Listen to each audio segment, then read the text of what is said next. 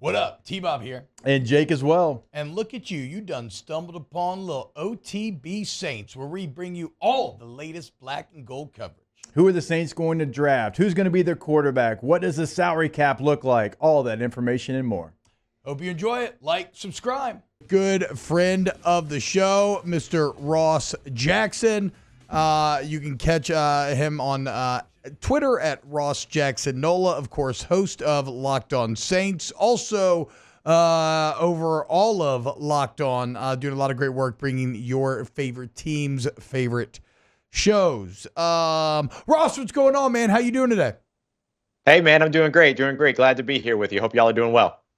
All right, let's get into I got a couple questions here. Now, these are segments that I wanted to kind of prep this interview with by talking about. Unfortunately, we just haven't gotten quite to it yet today. But one of them had to do with the expectation level surrounding Cam Jordan this year. And there was a really good article in The Advocate about this, where they basically look at, okay, what are to try to range find what are some expectations. He's averaged 9 sacks a year his entire career. However, he's over 35. There's only a few instances of players over 35 beating that 9-sack number, and it hasn't been done since 2017. What are your expectations for Cam Jordan and kind of the role that he'll play statistically on this team this fall? Yeah, I think when it comes to sacks, 9 sacks isn't my number. My number for him is getting back to that 7.5 kind of spot. I mean, he had a very long streak, basically from his second year, 2012, all the way through 2022, where he had achieved at least 7.5 sacks, every single one of those, one of the longest streaks that we had seen. I believe at the time it was the longest active streak until 2023. And so for me, it's about getting back to that area. And then beyond that, because the game of Cam Jordan, the game of a defensive end in the NFL goes far beyond just the sack numbers. It's also about what he does in the run game, his ability to get into the backfield and make stops in the backfield. Remember, this is a guy that a few years ago was a triple-double guy, double-digit sacks, double-digit tackles for a loss, and double-digit passes defended or batted balls at the line. I think seeing him get back to double digits when it comes to tackles for a loss in the backfield, things like that, are just as valuable as him getting the double digits when it comes to sacks. Now that the Saints have a burgeoning guy in Carl Granderson and then have now added Chase Young, Cam Jordan doesn't have to be a hero when it comes to what he does out there. In fact, I wouldn't be surprised if he sees the lowest percentage of defensive snaps that he's played in his career during this season because of what the team is going to be able to do and the talent that they have to rotate in. So my expectations when it comes to Cam Jordan is to simply contribute to the defense and simply contribute to wins. If we want to put numbers to that, then I think it's over that 7.5 sacks mark again, and then maybe hopefully see him back into the double digits when it comes to tackles for a loss. But he's not the only guy on that defensive line anymore, and he doesn't have to do it all on his own, which I think might actually boost his efficiency a bit in terms of his ability to stay fresh and be rotated a bit more than he has in the past. Ross, how do you feel about the edge rushers on this Saints roster? We're talking about Cam Jordan. You look at others, Granderson had a nice year, but Chase Young, we don't really know what he's going to be like after injury. Yep. Isaiah Foskey's been disappointing as a second-round pick. Like, where are you at right now with this edge rusher group heading into training camp?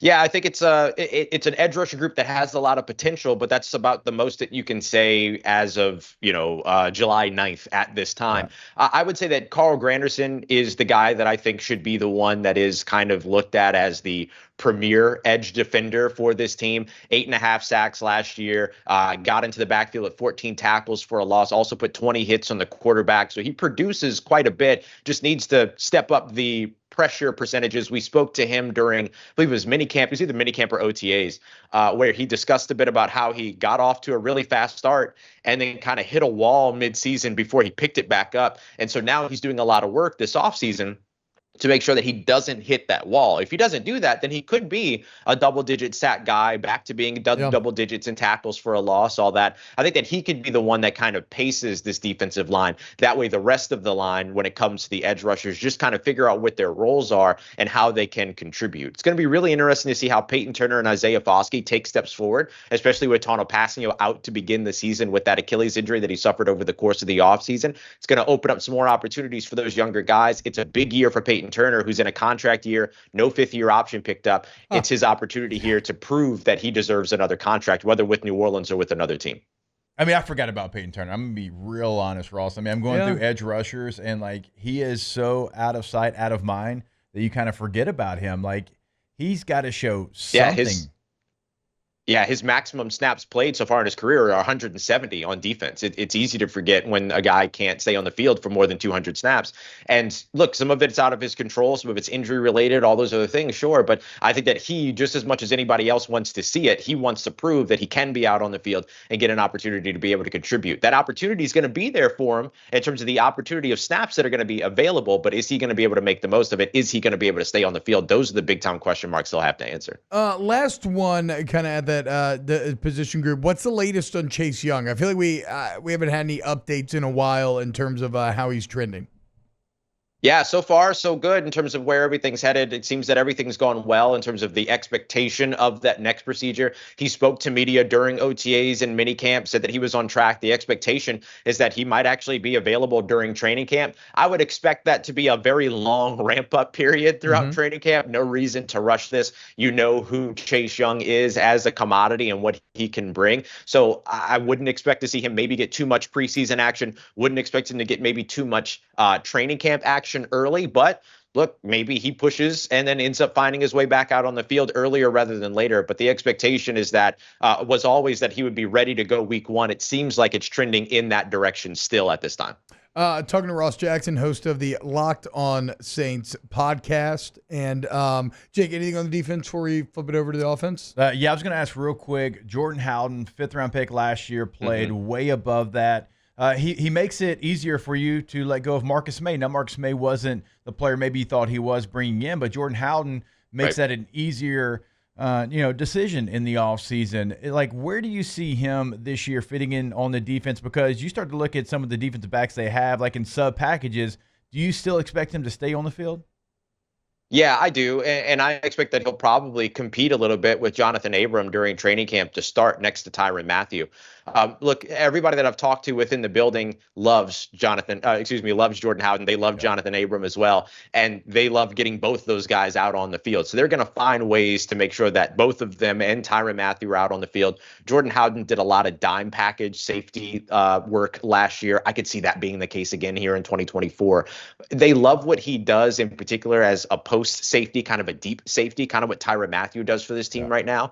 But my understanding is that he's going to get more opportunities over the course of training camp to maybe take some shots in the box and see what he's able to do and how he's able to produce there. He did have to play that role a bit in place of Marcus May last year, who was dealing with injury, suspension, the litany of things that kept Marcus May off the field for the last 2 years.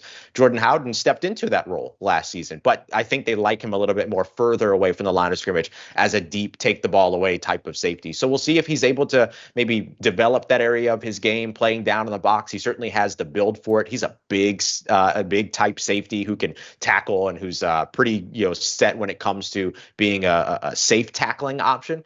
So we'll see. I think that he has a lot of opportunity ahead of him. It might not hit in 2024. It might be more post Tyrann Mathieu days, but in any case, he's a talented player, and the folks within the organization and the folks within the building absolutely love what he brings to the game. He was limited a little bit over the course of the offseason so far with an offseason procedure, but it looks like that's going to be cleared up in time for him to get some opportunities to compete during training camp. Wow, just amazing black and gold takes right there, Jake. I don't think I've ever heard any takes that are better than the two guys that just gave you that take. And you can keep getting them by going ahead and liking, subscribing, ringing the bell to get notifications when we post. Have a great day. We'll see you on the next OTB Saints.